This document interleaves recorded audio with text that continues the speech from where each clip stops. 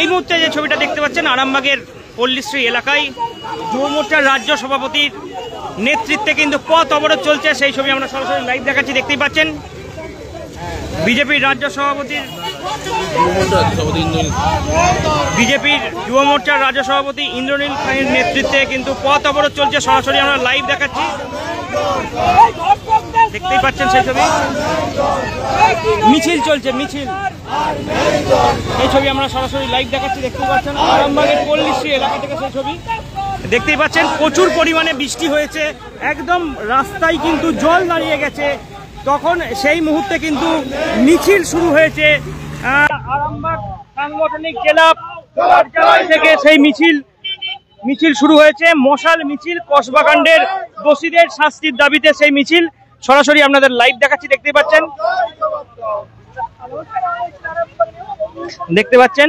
সরাসরি সংবাদ সোমালিয়ার ফেসবুক লাইভে আপনারা দেখতে পাচ্ছেন, ফেসবুক এবং ইউটিউবে দুটোতেই দেখতে পাচ্ছেন আপনারা সেই ছবি সরাসরি।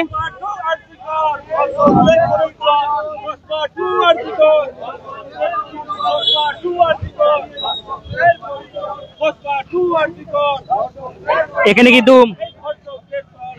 উপস্থিত আছেন আরামবাগ সাংগঠনিক জেলার সভাপতি সুশান্ত বেরা। কিন্তু এই মুহূর্তে কিন্তু অবরোধ চলছে, এই মুহূর্তে কিন্তু অবরোধ করা হচ্ছে, এই মুহূর্তে অবরোধ করা হচ্ছে, দেখতে পাচ্ছেন পল্লীশ্রীতে কিন্তু এই মুহূর্তে অবরোধ হচ্ছে, সেই ছবি আমরা সরাসরি লাইভ দেখাচ্ছি, দেখতেই পাচ্ছেন। ইন্দ্রনীল খাঁয়ের নেতৃত্বে কিন্তু পথ অবরোধ চলছে এই মুহূর্তে, ইন্দ্রনীল খাঁয়ের নেতৃত্বে পথ অবরোধ চলছে, এবং এখানে তিনি ছাড়া উপস্থিত আছেন আরামবাগ সাংগঠনিক জেলার সভাপতি সুশান্ত বেরা এবং মধুসূদন বাগ, আরামবাগের বিধায়ক, তিনিও উপস্থিত হয়েছেন এই মুহূর্তে, সেই ছবি আমরা সরাসরি লাইভ দেখাচ্ছি, দেখতে পাচ্ছেন আরামবাগের পল্লীশ্রী এলাকা থেকে সরাসরি লাইভ দেখতে পাচ্ছেন আমরা।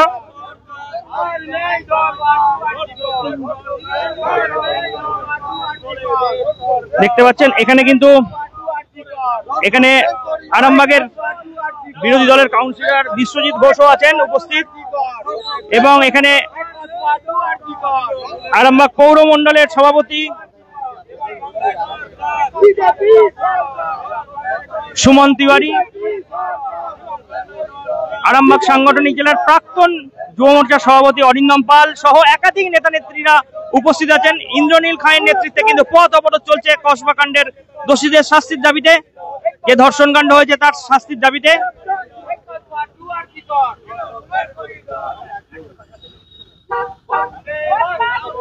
দেখতে পাচ্ছেন সেই ছবি সরাসরি লাইভে আপনারা।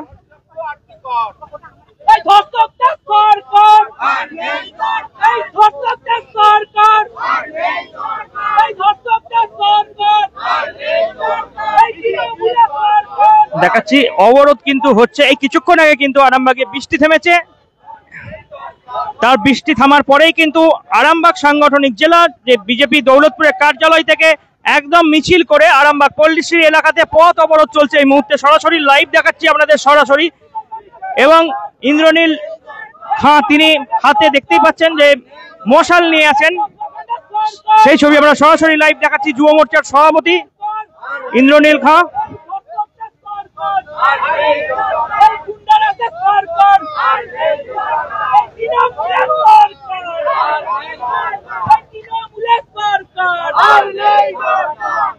কি বলবেন?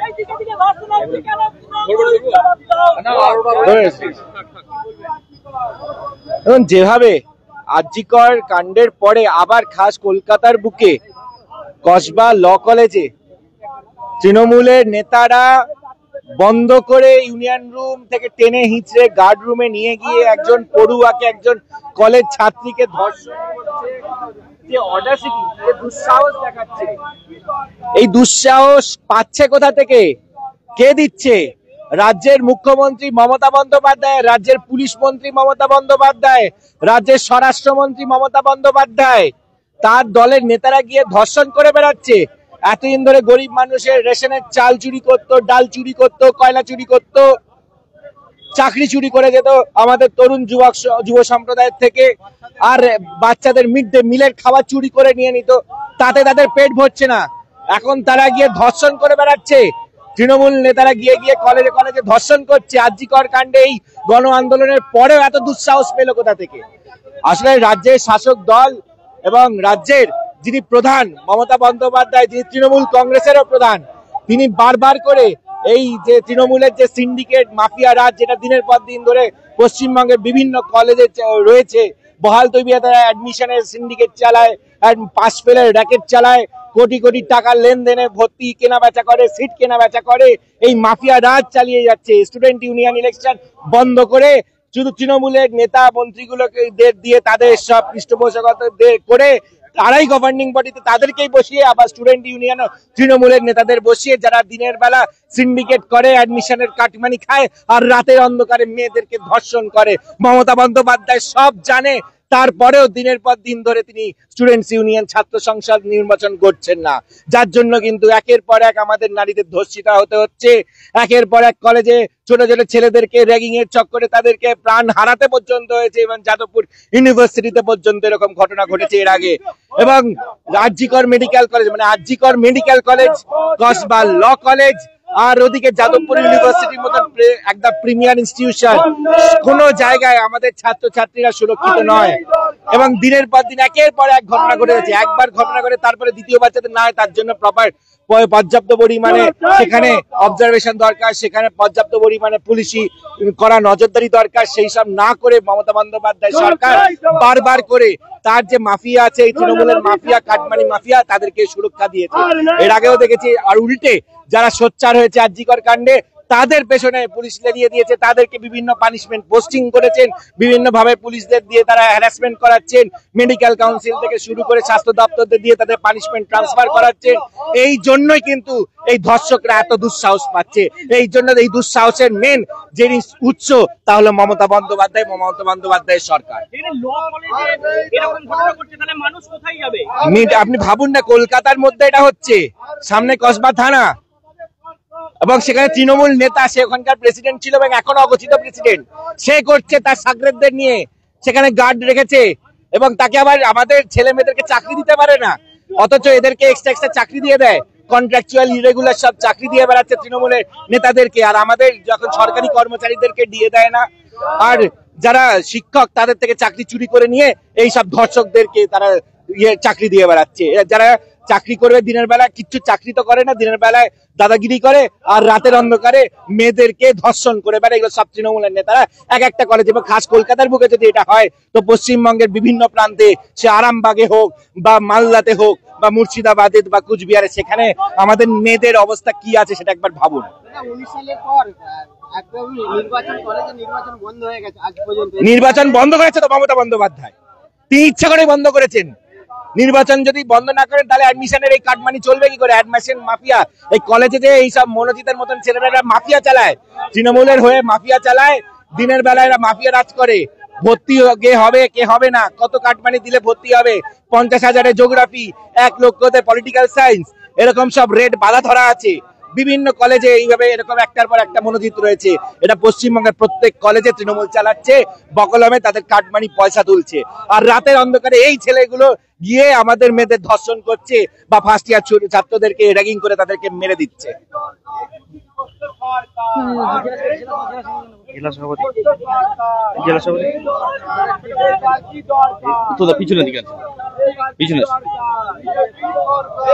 আজকে আমরা পথে নেমেছি, আপনারা সকলেই অবগত আছেন। গত পরশুদিনকে যেভাবে কসবায় একটা ল কলেজের ছাত্রীকে একটা রুমে আটক করে প্রায় 3 ঘন্টা পর ধর্ষণ করে ওকে বের করা হয়েছে অচেতন অবস্থায়।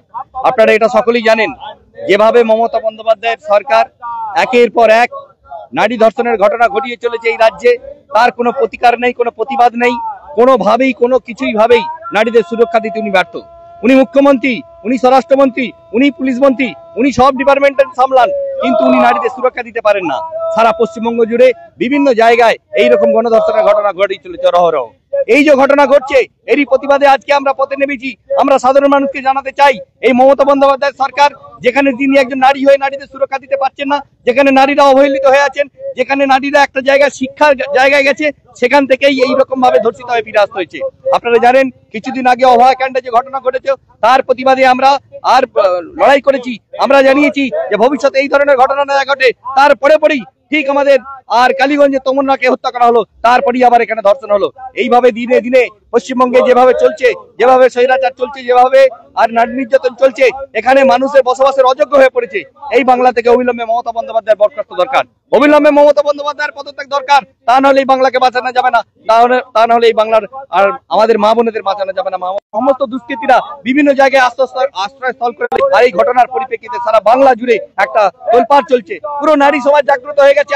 আজ মমতা বন্দ্যোপাধ্যায়ের বিরুদ্ধে সবাই সোচ্চার, কারণ মমতা বন্দ্যোপাধ্যায় নারীদের আর সুরক্ষা দিতে সম্পূর্ণভাবে ব্যর্থ হয়েছে।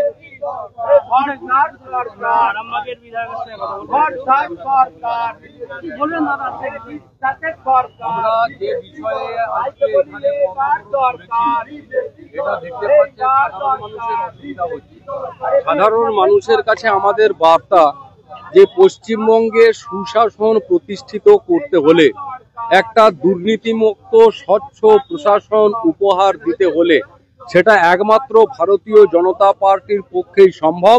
সেই জন্যই আমরা আজকে পথ অবরোধ করে বিগত দুদিন আগে যে ঘটে যাওয়া কসবা ল কলেজের ছাত্রীকে গণধর্ষণ, সেই ঘটনার প্রতিবাদ জানাতেই আমরা আজকে এখানে উপস্থিত হয়েছি।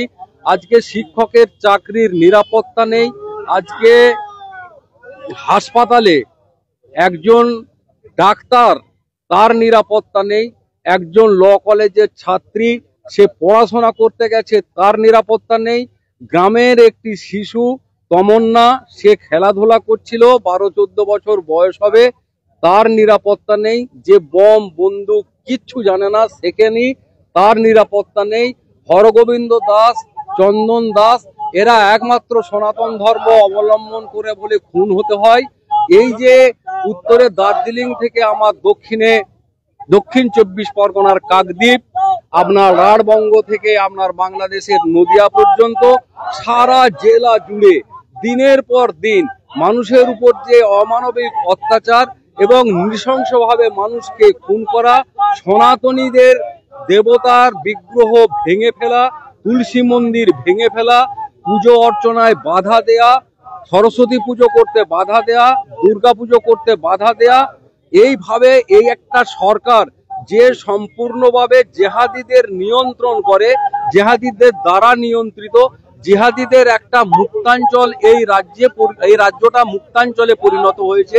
তাই কাশ্মীরের এসটিএফ কে কলকাতায় এসে সন্ত্রাসবাদীকে ধরে নিয়ে যেতে হয়, আসাম থেকে এসটিএফ আসে আমার রাজ্য থেকে সন্ত্রাসবাদীকে ধরে নিয়ে যেতে হয়, কিন্তু এ রাজ্য নাকে সর্ষের তেল দিয়ে এ রাজ্যের প্রশাসন এবং মুখ্যমন্ত্রী আবার গৃহমন্ত্রী তিনি নাকে সর্ষের তেল দিয়ে ঘুমান শুধুমাত্র তার দলের নেতা এবং কর্মীদের বাঁচানোর জন্য। এই রাজ্যে তৃণমূল কংগ্রেস যতদিন থাকবে, এই সাধারণ মানুষ যারা দুর্ভোগ ভোগ করছেন, অনেকক্ষণ ধরে দাঁড়িয়ে রয়েছেন, তাদের এই দুর্ভোগ আমরা দিতে চাই না, কিন্তু বাধ্য হয়ে দিচ্ছি। কারণ আমরা চাই যে আগামী 26 সালের যে নির্বাচন, সেই নির্বাচনে পশ্চিমবঙ্গের মানুষ সুশাসনের জন্য, স্বচ্ছ প্রশাসনের জন্য, দুর্নীতিমুক্ত একটি প্রশাসন গড়ে তোলার জন্য মানুষ ভোট দিন এবং দিকে দিকে আওয়াজ উঠুক। আরজি কর চাই না, ল কলেজ কসবা আমরা চাই না, আমরা মা বোনেদের ইজ্জত চাই, সম্মান চাই, সম্মানের সঙ্গে বেঁচে থাকতে চাই। এখন এই পর্যন্তই, আমরা পরবর্তীকালে আরো বিভিন্ন খবরাখবর নিয়ে লাইভে আসবো।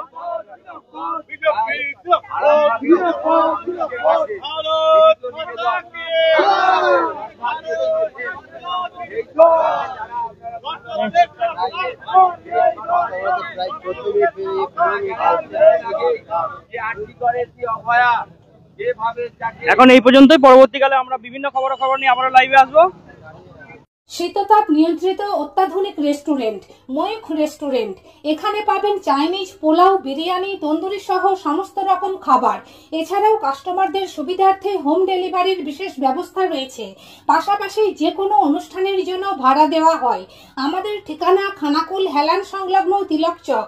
Phone number 8617492616 9732162360।